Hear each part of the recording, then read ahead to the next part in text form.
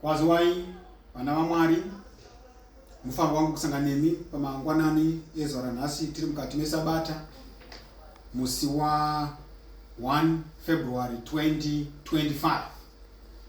Ndini wenyu Elder Owen Masimba from Message Divine Media. Mwari akutire zvakanaka patinopfuurira mberi tichidzidza mukati mezuva ranhasi.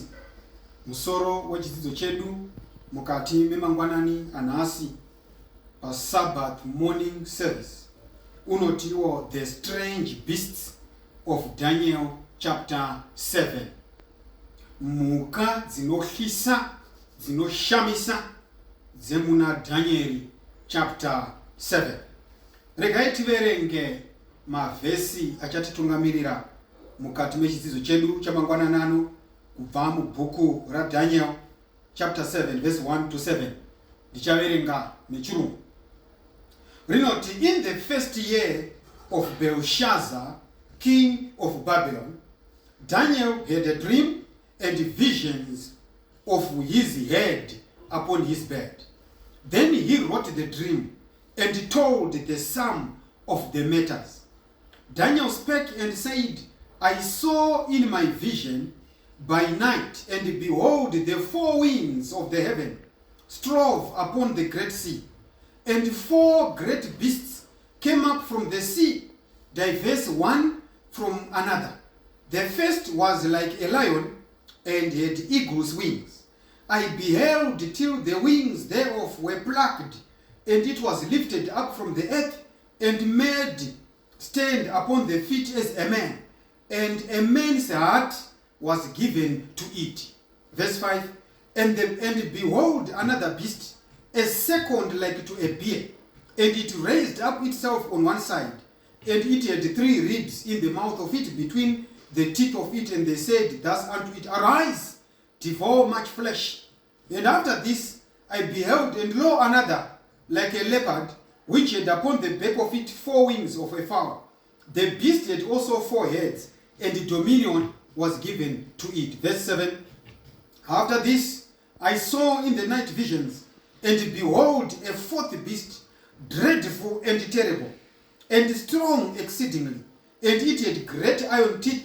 It devoured and brake in pieces, and stamped the residue with the feet of it, and it was diverse from all the beasts that were before it, and it had 10 horns. May God bless the reading of his word. Muchaona kuti panapa pana Daniel chapter 7 verse 1 to 7. Tasangana na Daniel achitsanangura kuti mugore rekutanga ramambo Belshazzar, mambo weBabylon, Daniel wakava nechiroto, akava nevision ari panhoo dzake dzokuvata. Akabva anyora chiroto chaakarota ndokutaura pamusoro pacho. Verse 2 inobudisa pachena kuti Daniel anoti ndakaona ndiri mukurota, I had a vision. But huri usiku ndichiona kudaro ndakaona mhepo ina dzenyika. Mhepo ina dzenyika idzi dzakanga dzichivhuvhuta pamusoro pe great sea, pegungwa guru, gungwa guru riri kuonekwa uyo achirota Daniel. Rangarirai kuti mavhiki apera takadzidza pamusoro pengirozi ina dzakabata mhepo ina dzenyika dzekuna zvakazarurwa. Saka vhiki ino tiri kuona isu Danieriwo ari mukati mechiono memubono achiona muchiroto chaari kurota mhepo ina dzenyika dzichivhuvhuta pamusoro pegungwa. Ari kuona mhepo ina dzichivhuvhuta pamusoro pegungwa. Zvinonzi ndakatarisa mhepo idzi dzichivhuvhuta mhepo ina dzenyika pamusoro pegungwa, ndakaona zvikara zvina, mhuka dzaihlisa dzinokwana kuita idzo ina, dzichibuda pamusoro pegungwa riya. Mhepo dzavhuvhuta pagungwa, dzavhuvhuta pagungwa. Daniel anoti, as I was dreaming and seeing in a vision, I saw four great beasts that came up out of the sea.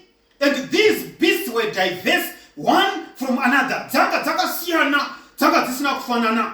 Saka pa verse 4 anotanga kududzira mhuka dziya. Oti mhuka yekutanga yanga yakaita seshumba, uyezve yakanga ine mapapiro egondo. Zvikanzi ndakaramba ndakatarisa mhuka idzi, ndikaona mapapiro aya akanga ari pashumba achibviswa achidzugwa. Zvikanzi kwai yakasumuka pamusoro penyika, ikabva yamira namakumbo somunhu, uyezve ikapiwa mwoyo wemunhu. Ishumba iri kutsanangurwa naDhanieri. Zvikanzi ndapa verse 5 anobva kuti ndakaona imwe mhuka yechipiri yakanga yakaita like a bear, kuti bere. Zvikanzi ndakaiona zvakare yakasumuka one side, uyezve yakanga ine mbabvu nhatu dzayakaruma mukati memuromo wayo, yakaruma. Zvikanzi vakati kwairi, arise and devour much flesh. Verse 6 zvikanzi ndakaona imwe mhuka yechitatu like unto a leopard. Zvikanzi kumusana kwayo yakanga ine mapapiro mana egondo. Zvikanzi mhuka iyi yakanga ine misoro mina, ikapiwa simba ushe hwokutonga. Verse 7 ndo paanoti ndakaramba ndirimo mukati mekurota usiku. Zvikanzi ndakaona mhuka yechina, kwai mhuka iyi yaifisa. Mafisiro ainoita mukatasa verse 7 wakashayiwa kuti pane mhuka dzose dzaaiziva panyika angaifananidza nei, nokuti yokutanga waifananidza neshumba, yechipiri waifananidza nebere, yechitatu waifananidza neleopard, but yechina achiiongorora Dhanieri mukati mokurota, wakashayiwa kuti pakati pavanakomana vavanhu kune mhuka rudziko yandikafananidza nezimhuka randaona. Saka akangodzama akati it was dreadful and terrible. Yaifisa zvikuru mhuka iyi, uyezvo zvinonzi kwanzi yakanga ine simba raifisa, yaiva nemeno enda eiron, mazino acho akanga ari eiron ndarira.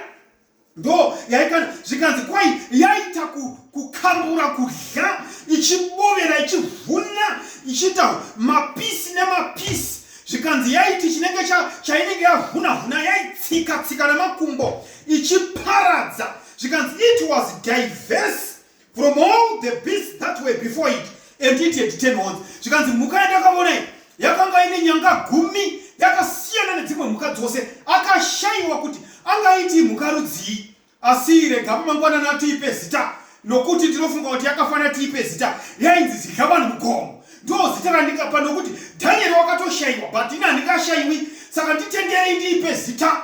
Yainzi zikavanhu mugomo, nemhaka yekuti wakaishayira kazita. Saka isu ngatichipai mazita. Yokutanga yakanga yakaita seshumba, yechipiri yakanga yakaita sebere, yechitatu seleopard, yechina zikavanhu mugomo.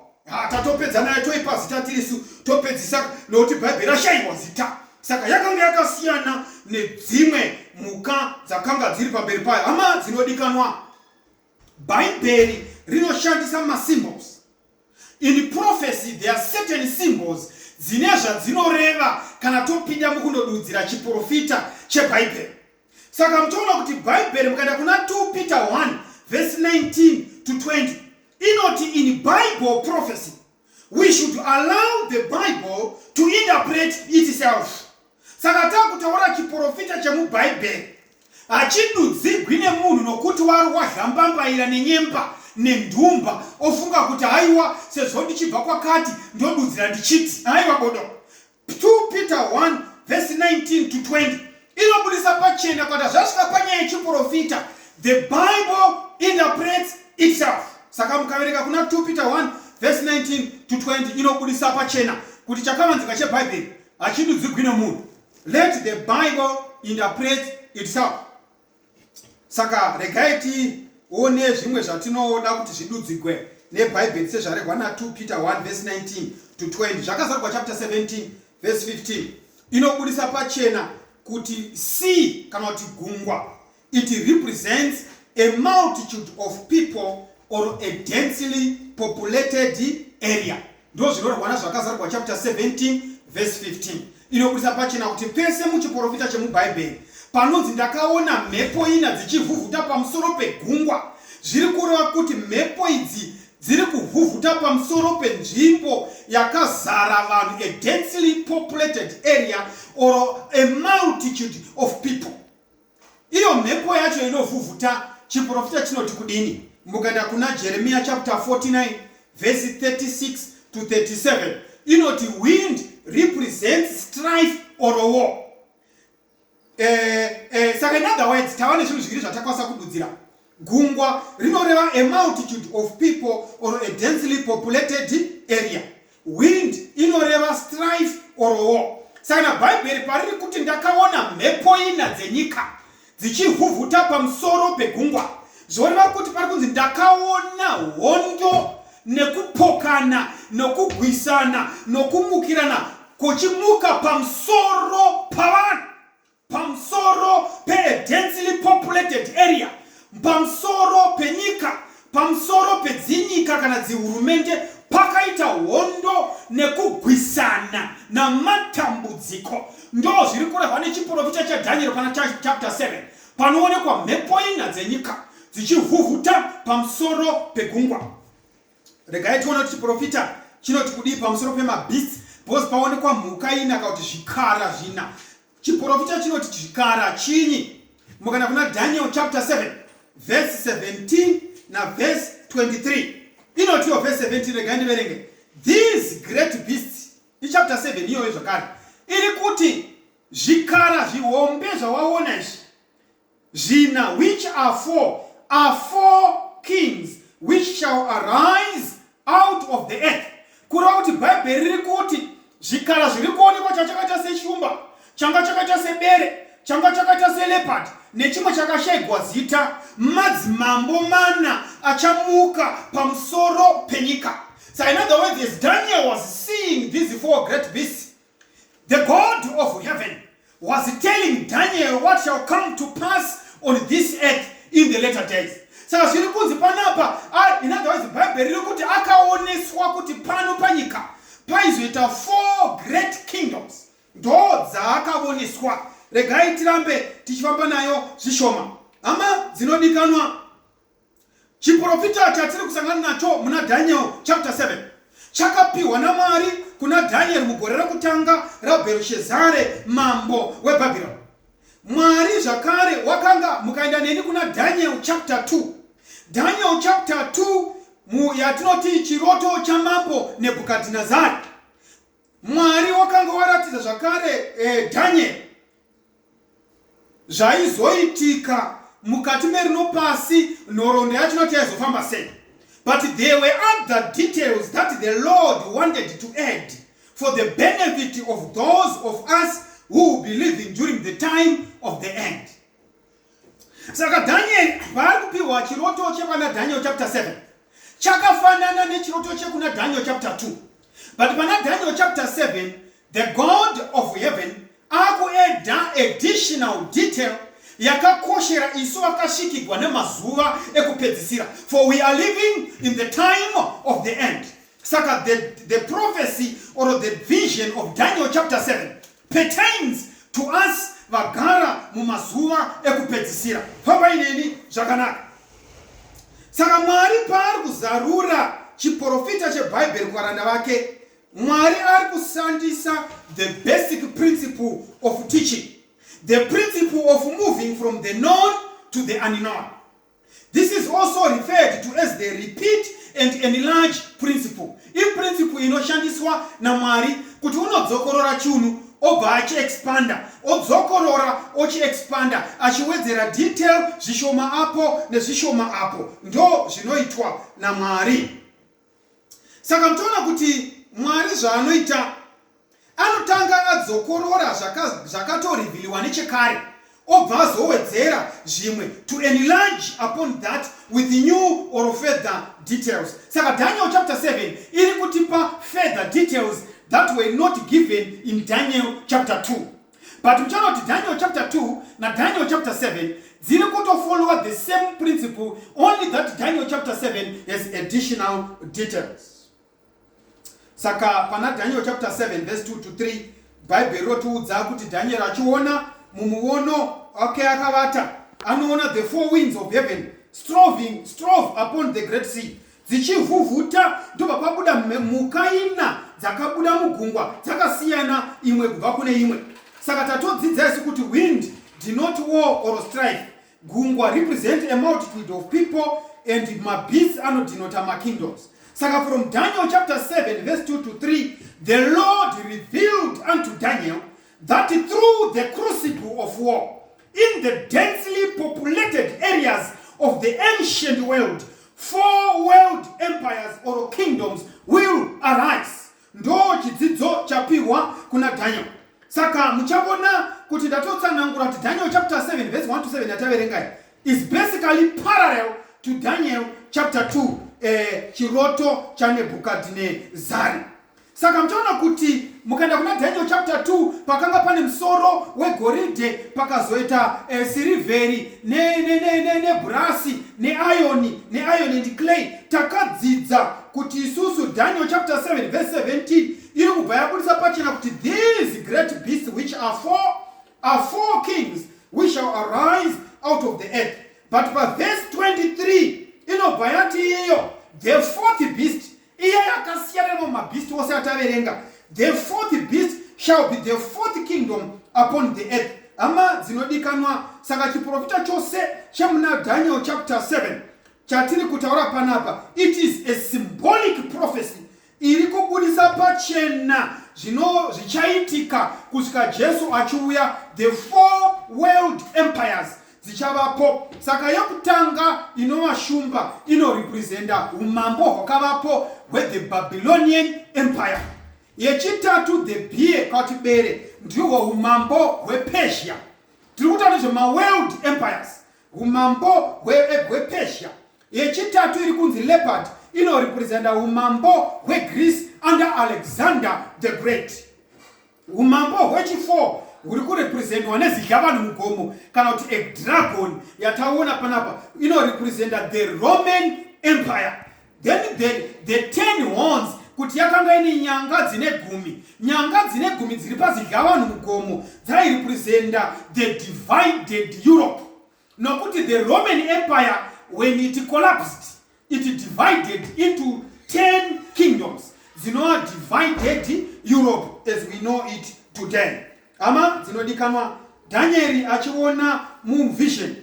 The first beast yaari kuona yabva mugungwa yanga yakaita seshumba ine mapapiro egondo iri kunzi iyi ndiyo yatati it was representing Babylon, the first kingdom of the ancient world. Saka mchona kuti the lion with eagle's wings was actually a fitting symbol for Babylon. Nemaike kuti Babylon was as strong as a lion, the king of the beasts. The wings zakanga dziri pashumba denote the speed with which Babylon conquered the ancient nations.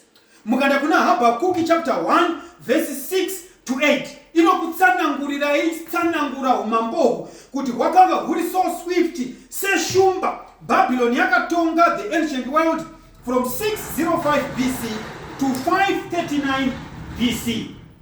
Ndo zvatinosangana nazvo. Saka shumba inema papiro egondo Daniel anoiona muono. Aiona the second beast iri kusumuka ichibva mugungwa.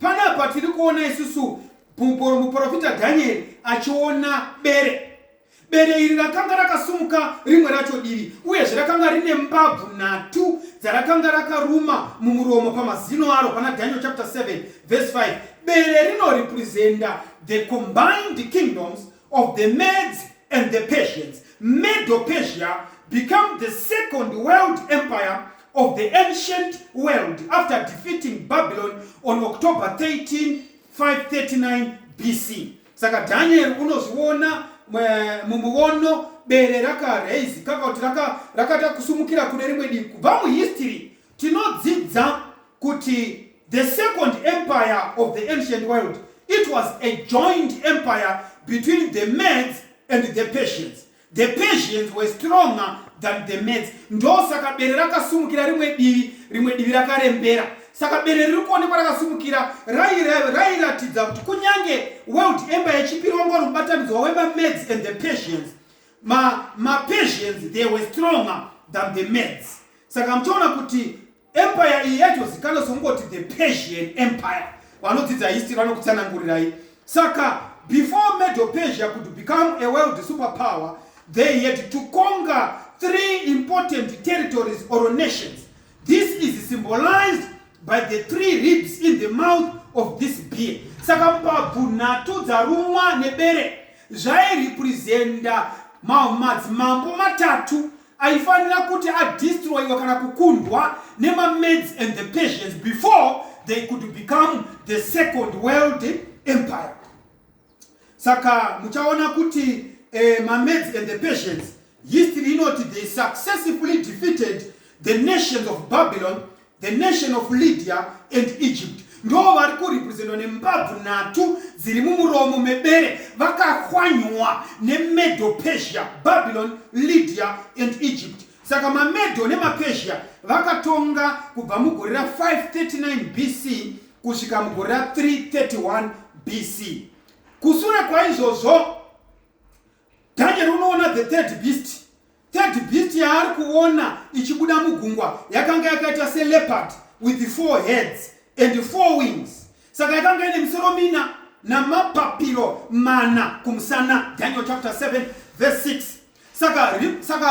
Saka mhuka iri kuonekwa yechitatu yairepresenta the Greek empire, the Grecian empire, yakava the third superpower of the ancient world, led by Alexander the Great. The Grecian army kati umambo hweGreece kati hondo masoja eGreece akadhifita mambo Darius the third aiva mambo wePersia mubato yepa Abela yakagwiwa mugore ra 331 BC. Muchaona kuti semapapiro akanga ari kusure kweshumba yataona zvaidinota the speed of conquest at war. Saka the 4 wings dzakanga dziri kumusana kweleopard dzairepresenta the unparalleled speed of conquest at war yamambo Alexander the Great. Vakadzidza history vanoziva kuti Alexander the Great was a deadly a leader at war. Waiva mugwiwa hondo waikisa hondo yamambo Alexander ndosaka akasvika pamunzi Alexander the Great. Munoziva kuti kana vanhu vo describe these metaphors were not by accident, but zvaitokwezvewa kuti shoko raMwari rizadzikiswe rakarehwa kuna Daniel chapter 7. Saka by the time Alexander the Great was 33 years, history has it kuti he had the world at his feet. Alexander paakasvika 33 years, the whole world was under his feet. Hakuna waiti nyo, no one, when he was 33 years. Ama zinodikama. Zvinonzi Alexander the Great conquered the world within a very short period. But he could not conquer himself. He died of a fever, which was brought on by excessive intake of alcohol. Zvinonzi Alexander the Great, kunyange wakanga the world under his feet, iye wakafa nefivhiri nokuti wakanga wamwa doro zvokumwisa zviya zvikamuuraya. He conquered the whole world, but he could not conquer his appetite, his desire for beer.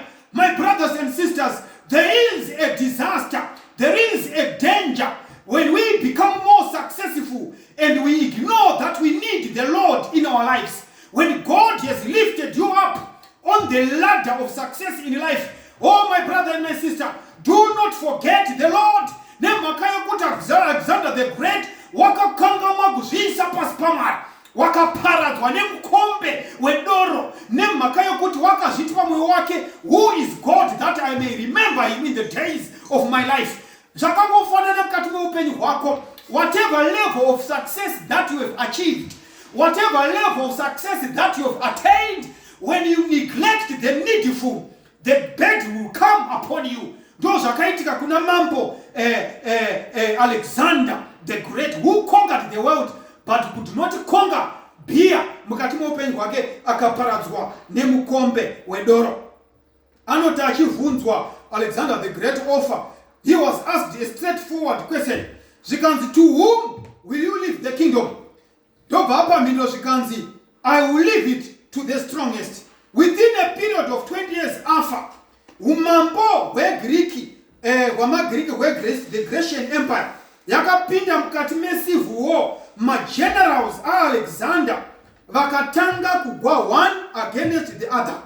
Pane pa battle of Ipsus ye 301 ABC, the four of Alexander's generals vakadivide the Grecian empire among themselves.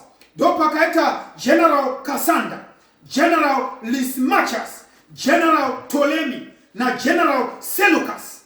Cassander akatora Greece ne Macedonia. Lysimachus akatora Thrace ne Bithynia ne Pagaram ne Asia Minor. Ptolemy akatora Egypt, Libya ne Palestine. Seleucus akatora Asia Minor, Syria ne Persia ya include parts of Babylon. Ama zinodikanwa saka the four heads of the leopard represent the four generals who took over the Grecian empire after the demise of Alexander the Great. Saka umambo we Greece wakatonga the ancient world from 331 BC to 168 BC. After the leopard with four wings, Daniel anaona mumono make the fourth beast ichibuda mugungwa. Yakanga yakasiyana nezimwe mhuka dzose. Saka iye anoti ndichiona mumuono ndakaona the beast which was dreadful and terrible. Hama dzinodikanwa the fourth beast represented the Roman Empire, which became the fourth world empire of the ancient world. Pa battle hondo yakabiwa pa Pidna on June 22, 168 BC. The Roman Empire yakakunda the divided Grecian Empire to become the fourth superpower of the ancient world. Saka the Roman Empire was dreadful and terrible. Masimba aitonga the Roman Empire. Vaitonamatiwa sezimwari, they were worshipped as gods. The offenders of Roman law were given some of the harshest punishments our world has ever known. Kana kune punishment yakati yakambopiwa vanhu. Masimba aitonga the Roman Empire. Vakanga vane a punishment regime isina kumbovera yakaonekwa panyika. They were the cruelest of them all. Saka the Roman Empire ndo yaishandisa crucifixion as a means of execution. Ndo vakainvenda muchinjiko the Roman Empire. They invented the cross, and they would crucify those who committed crimes in the kingdom, in the Roman Empire. Saka ndo tinoziva isu kuti this empire ndo pakarovegwa Jesu pamuchinjikwa akafa under the harsh rule of pagan Rome. Several hundreds of people, especially Christians, were fed to ravenous beasts, crucified or beheaded. Umambo wakatonga kubva muna 168 BC kusvika 476 AD. Pakafiwa necruelty the Roman Empire. Ama zinodikanwa. But pana Daniel chapter 7 verse 7. Chinonzi zigavani mugomwe kauti this beast here, the fourth beast kauti dragon like beast. Yakanga ine nyanga gumi. Saka Daniel unotaura pana Daniel chapter 7 verse 24. Oti and the 10 horns out of this kingdom are the 10 kings that shall arise. So pariponzi panapa na Daniel 7 verse 24. Ili kuti nyanga dzine gumi dzakaonekwa pazigavani mugomwedzi. Madzimambo ane gumi aizobuda muRoman Empire. As the Roman Empire collapsed, there arose 10 small kingdoms dzakafragmenta from this Roman Empire. Ndo nyanga dzine gumi dzaonekwa dziri pazimuka riya rakanga riri dreadful and fearful. Ama dzinodikanwa tinobona isu kuti the prophets in Daniel chapter 7 aitauri kuti kune umambo hwechishanu kuchamuka, a fifth beast. Aiwa. In other words, the prophets of Daniel chapter 7 does not predict anything like a fifth world empire. The four world superpowers, the four world empires, zakaguma pa Roman Empire, ndo pa zvakatogumira according to Daniel chapter 7. But for verse 24, yeah, Daniel chapter 7, the Roman Empire was to be divided into 10 distinct segments with the 10 kings reigning independently apart from each other. Brothers and sisters, this is exactly what came to pass. History not recordera kuti due to a high level of greed and moral decay, the Roman Empire became easy prey for barbarian tribes to the point that by 476 AD, the empire had disintegrated into 10 distinct segments. Vanoverenga nhoroondo yehistory vanoti these 10 nations dzinosanganisa yainzi the Alemani iyo yakunzi Germany nhasi, the Franks yakunzi French, the Anglo-Saxons yamakuti England, the Visigoths yamakuti Spanish, the Burgundians yamakuti Switzerland kauti ma-Swiss, the Lombards yamakuti Italians, the Sueves yamakuti Portuguese, and the Heruli, Vandals, and the Ostrogoths dziri nhatu idzi dzakazova extinct. Saka iko zvino dzamuya munoti mukaona moti Germany ndo yainzi Alemani, yamakuti France ndo yainzi ma-Franks, yamakuti the England ndo yainzi ma-Anglo-Saxons, amakuti Spain ainzi ma-Visigoth, yamakuti Switzerland ainzi ma-Burgundians, amakuti ma-Italians ainzi ma-Lombards, yamakuti Portuguese ainzi ma-Sueves. Zvese zvakaonekwa na Daniel chapter 7. In other words, when the Roman Empire collapsed, yakaresulta in the modern day divided Europe. This is what happened. Saka mtaona panapa kuti nations are according to Daniel. Pana Daniel chapter 2 ndo patakandoona chitombi chachaonekwa na mambo Nebukadnezari chakano divider into iron and clay, the 10 toes. The 10 toes ndo dziri kufananidzwa nezimhuka iri rine the 10 horns. Depicta the divided Europe and the states that we see today. Hama dzinodikanwa zvatadzidza izvo zvipamangwanani ano zviri parallel to what Daniel saw in Daniel chapter 2. Even though the dream in Daniel chapter 2 expanded to the end of this world, God had more details to give his children concerning end-time events. And in Daniel chapter 7, we are now discovering fresh details which cannot be found in Daniel chapter 2. Ama dzinodikanwa Mwari kana tsisangana vake anovatisa from the known to the unknown, using what is popularly known as the repeat and enlarge principle. Ama dzinodikanwa, the new detail that God adds in the vision of Daniel chapter 7 concerns the characteristics of the Antichrist power that we studied in 2 Thessalonians chapter 2 verse 1 to 12. Ama dzinodikanwa Daniel chapter 7 painosumuka baba 7 chinda mberi, Mwari wakupa additional detail about the little horn power. The little horn power that will arise out of these 10 horns. Pano ndo ichiri kutubura dzimwe nyanga nhatu chobva chamera ndo additional detail yaakupiwa. Vatesalonika vachipiri chapter 2 verse 1 to 12 yakataura pamusoro pe the man of sin or the son of perdition.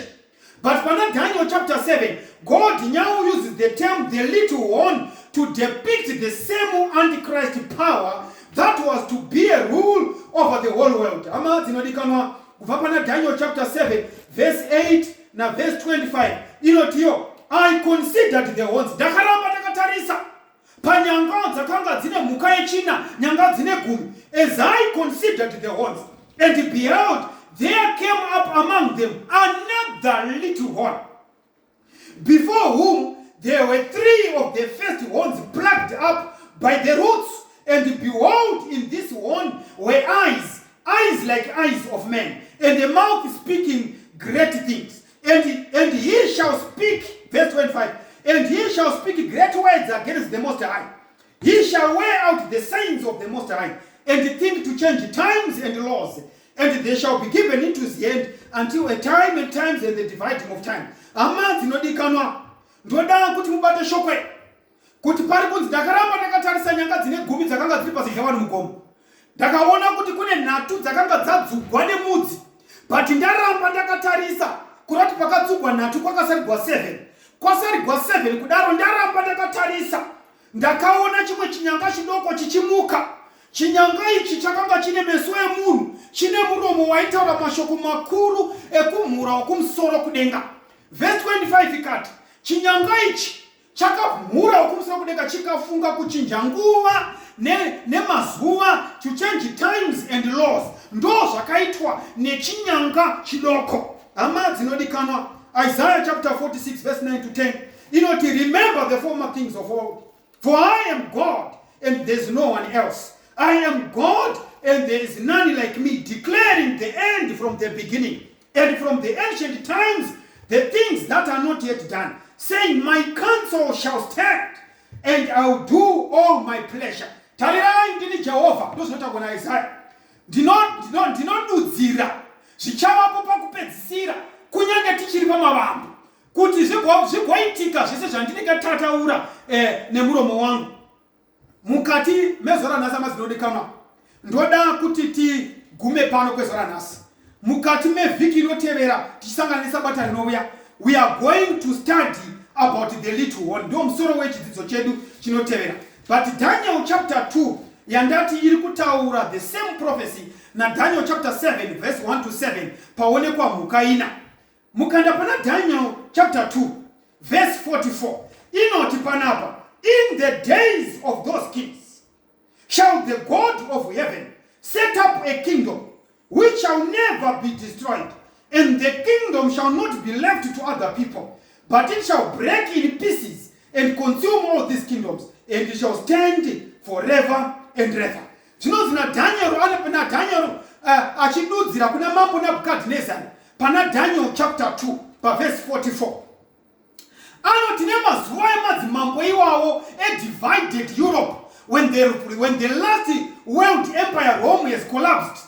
Pamukava na England, pamukava na Italy, pamukava na Portugal, pamukava na Switzerland, pamukava na Spain, pamukava na Germany. So in the days of those kings, in the days of those kingdoms, when they are ruling, the God of heaven is going to establish a kingdom, and that kingdom shall not be given to another, but huchawa humambo wa Kristo wedu, huchawa humambo wa mambo wedu. My brothers and sisters, we are in the last days, and soon and very soon time is no longer. Kuna zvakazarukwa, kunonzi ndakaona mutumwa wakatsika panyika, umwe wakatsika pagungwa, akashedzera nenzwi guru, zvikanzi time is no longer, hakusisina nguva. Hama dzinodikanwa, we are in the last days, and in the days of those kings, in the days when Russia is fighting Ukraine, in the days when America is fighting in Gaza, in the days when there is pandemonium, when the winds of heaven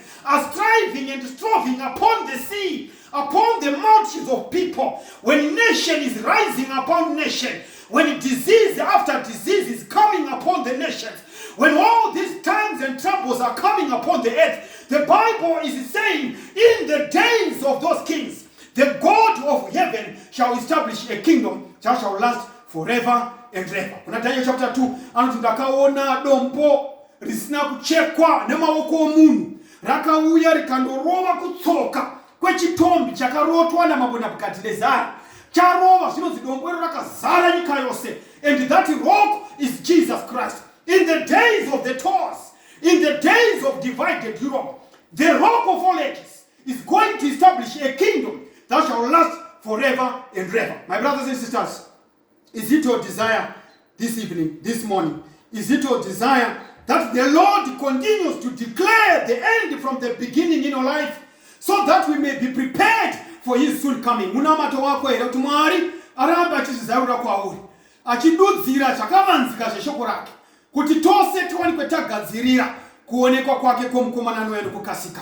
Kana uri munamato wako nokushuwa kwako, we are now praying. Sumza maoko wako tinamata tose notakunamata. Baba vedu munoshamisa muri kumusoro kudenga, tunakutendai neshoko ratoita zvakanaka kana chiritevera mukati menguva ino yezuva resabata.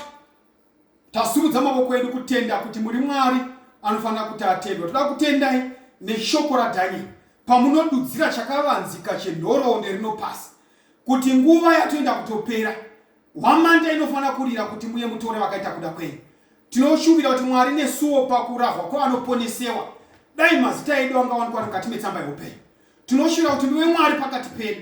Tidzidzisei kuverenga mazuva edu, tidzidzisei kutiza zvakaipa timanyemure zvakarurama. Yachedzai chitiringana, tungamirai vose vanhu vakudokwera mukati mumwoyo wavo kuti Mwari neivo vada kuponeswawo.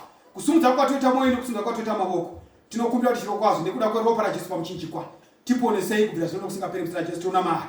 Amen.